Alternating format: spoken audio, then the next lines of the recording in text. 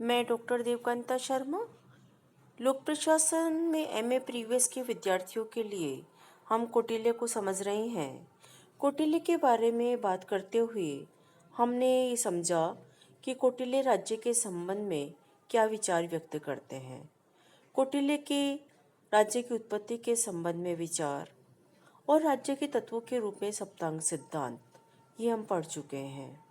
साथ ही हमने ये समझा कि कौटिल्य परराष्ट्र नीति अर्थात विदेश नीति के संबंध में किस प्रकार के विचार रखते हैं। कौटिल्य की विदेश नीति को समझते हुए हमने मंडल सिद्धांत का जिक्र किया और मंडल सिद्धांत के 12 राज्यों को समझा। इन 12 राज्यों को समझकर हम इस निष्कर्ष पे पहुंचे कि एक राज्य अपने पड़ोसी राज्य के साथ संबंध बनाने के लिए किस प्रकार की विदेश नीति का अनुसरण करे। ये बातें राज्य संबंधी विचारों के अंतर्गत शामिल होती है। आज हम इन्हीं बातों को आगे बढ़ाते हुए कौटिल्य के राजदूत संबंधी विचारों को समझते हैं।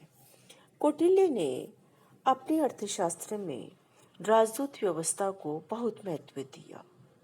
एक राज्य जो साम्राज्यवादी नीतियों का पक्षधर है, उसके लिए जरूरी है कि वह इस बात को समझे कि अन्य राज्यों के संदर्भ में उसकी नीति क्या हो। अन्य राज्यों के संदर्भ में अपनी नीति को बनाने से पहले ये जानना जरूरी है कि दूसरे राज्य स्वयं के राज्य के बारे में किस प्रकार का विचार रखते हैं। दो राज्यों के बीच में मित्रतापूर्ण संबंध हो या दो राज्यों के बीच में संघर्षपूर्ण तनावपूर्ण संबंध है, इस बात को जानने में राजदूत व्यवस्था का महत्वपूर्ण योगदान है। कौटिल्य ने अपने अर्थशास्त्र में 3 प्रकार के राजदूत बताए हैं: निश्रिष्टार्थ राजदूत, परिमितार्थ राजदूत और शासनहार राजदूत। कौटिल्य की राजदूत व्यवस्था को समझते हुए विद्यार्थियों को ऐसा लगता है कि यह मुश्किल है, लेकिन सिर्फ इनके नाम मुश्किल है। हमने कहा निश्रिष्टार्थ राजदूत, सिर्फ इस शब्द का उच्चारण करना थोड़ा मुश्किल हो सकता है, किंतु जब हम निश्रिष्टार्थ राजदूत को समझते हैं तो ये बहुत आसान है। कौटिल्य ने बताया कि एक ऐसा राजदूत जिसे दूसरे राज्य में वही शक्तियां प्राप्त है जो कि राजा को शक्तियां प्राप्त है।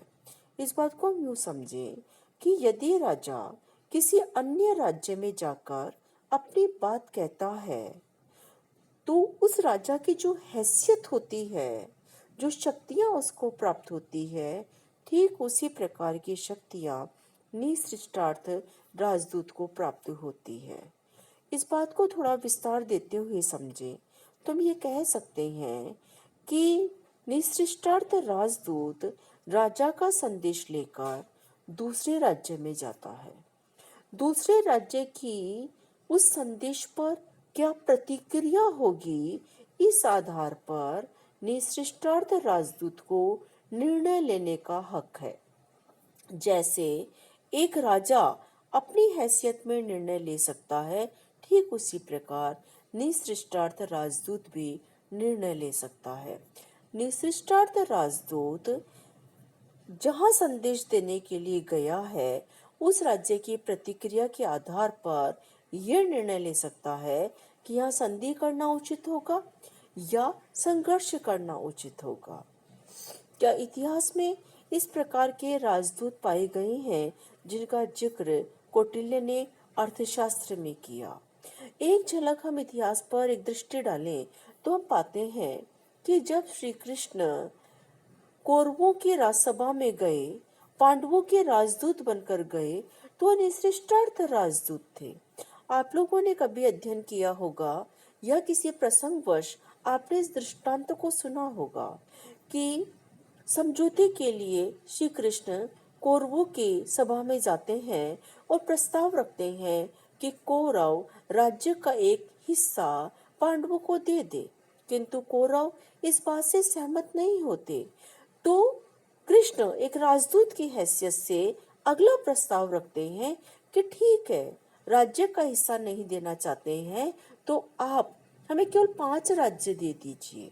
ये 5 राज्य मांगने का हक राजा का था, किंतु श्री कृष्ण क्योंकि निसृष्टार्थ राजदूत थे तो राजा के समान शक्तियों का प्रयोग करते हुए उन्होंने केवल 5 राज्यों की मांग रखी ताकि शांति स्थापित हो सके। जब कौरवों ने वो मांग भी स्वीकार नहीं की तो श्री कृष्ण ने उन्हें चुनौती दी, युद्ध की चुनौती दी और अपना विराट स्वरूप दिखाया। युद्ध की चुनौती देना राजा की शक्ति के अंतर्गत आता है, लेकिन श्री कृष्ण ने एक निश्चितार्थ राजदूत के रूप में राजा के समान शक्तियों का प्रयोग करते हुए युद्ध की चुनौती दे दी। तो इस प्रकार कौटिल्य ने कहा कि निश्चितार्थ राजदूत के पास शक्तियां होती है, परम शक्तियां प्राप्त होती है और इतना प्रभावशील होता है, इतना सशक्त होता है जिस प्रकार की राजा सशक्त होता है। दूसरे प्रकार के राजदूत के बारे में बताया कौटिल्य ने, वो है परिमितार्थ राजदूत। परिमितार्थ राजदूत निसृष्टार्थ राजदूत की समान शक्तिशाली नहीं होता। निसृष्टार्थ राजदूत से कम शक्तियां परिमितार्थ राजदूत के पास होती है। ये शक्तियां सामान्य शक्तियां हैं, अर्थात परिमितार्थ राजदूत राजा के समान संदेह नहीं कर सकता, राजा के समान शर्तों में संशोधन नहीं कर सकता, किंतु चुनौती दे सकता है। अपने राजा के आधार पर परिमितार्थ राजदूत चुनौती देकर अपने राजा को जिस राज्य में उपस्थित है उसकी तुलना में अधिक सशक्त रूप से प्रस्तुत कर सकता है। ये परिमितार्थ राजदूत की शक्तियां होती हैं।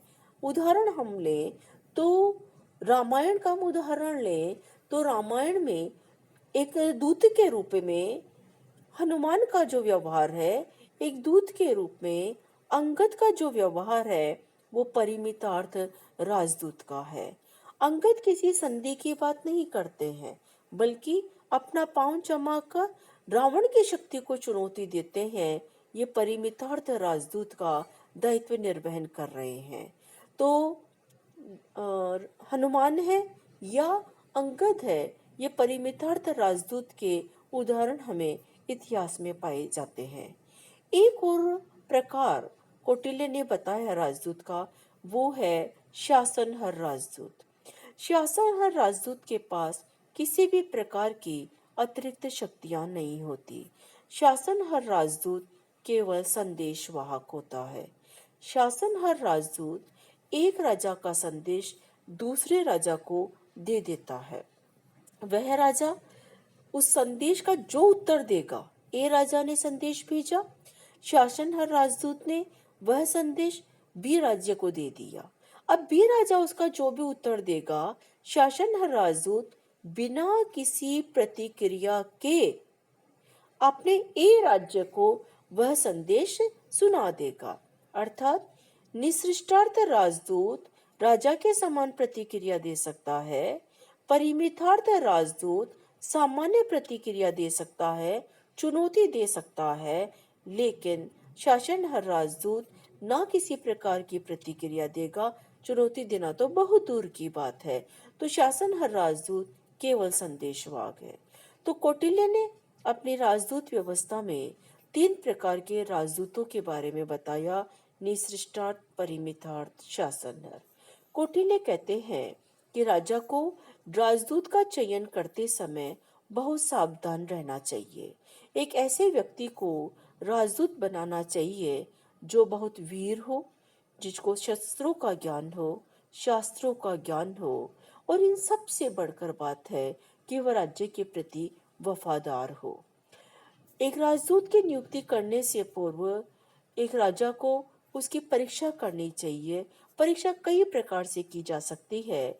गुप्तचरों के माध्यम से परीक्षा करनी चाहिए ताकि राजदूत शत्रु राज्य या जिस राज्य में वह दूत बनकर जाता है उनकी बातों से लालच में ना आए, उनकी बातों से प्रभाव में ना आए। एक राजदूत की निष्ठा अपने राज्य के प्रति ही होनी चाहिए। अन्य राज्य के प्रति किसी भी प्रकार के प्रभाव में न आने वाले व्यक्ति को राजदूत बनाया जाना चाहिए।